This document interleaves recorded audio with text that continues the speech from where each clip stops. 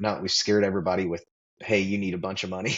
There are ways, one particular way in primarily that's used very commonly in our market to offset those closing costs, right? And Yes. so in the contract, we call that a concession.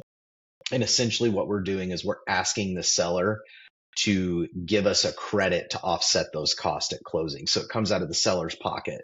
It is extremely common in our market. It is something, especially in the, lower to mid range of the market. Sellers are pretty conditioned to know that that's an ask. But you do have to factor that in if you're asking for a bunch of money off the purchase price and a concession. That typically doesn't fly in our market. You have to kind of choose Yeah. one or the other, or a smaller combination thereof, and as our market changes, if we get into much more of a buyer's market, I'd say we're pretty balanced right now, but that may Mhm. change, right? And that's why it's important to have a really good lender and a really good realtor that knows how much you can get by with, right? Because my goal is always for my buyers Yep. to save them as much money as possible. But there And the are, programs have limitations on what you can ask for. yes, that's very Generally, true. our costs are pretty low, like our origination part, which is really the only thing we control. Keep that low. We do high volume, and so we try to keep that on the low end. But I have seen some lenders that are more expensive, and then there's a limit. The loan programs limit how much seller concessions you can ask for. Probably the biggest one where it comes up is like a conventional loan, Hmm. low sales price.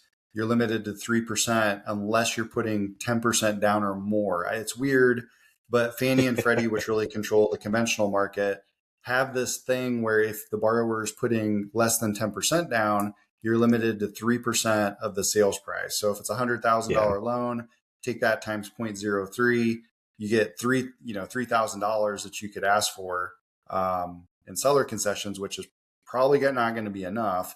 Whereas if it's a, $200,000 home, 3% down, you're Yeah. getting close. You can probably cover pretty much all of them. But then you have FHA, which allows you to do up to 6%, Right. which is going to be more than you'll need. Yeah. So, Yeah. I don't think I've ever hit a cap on FHA, yeah. but we have certainly ran up against that on the lower end of the pricing market on conventional loans. And so something that definitely is an issue. But we do, I would say a lot, but we do a fair amount of transactions where we get people into a home with literally no money out of pocket. Like, Yeah. they Oh, don't they yeah. don't bring a single penny to closing, and they are a homeowner. Now, I'm not advocating for that or saying it's a bad idea either way.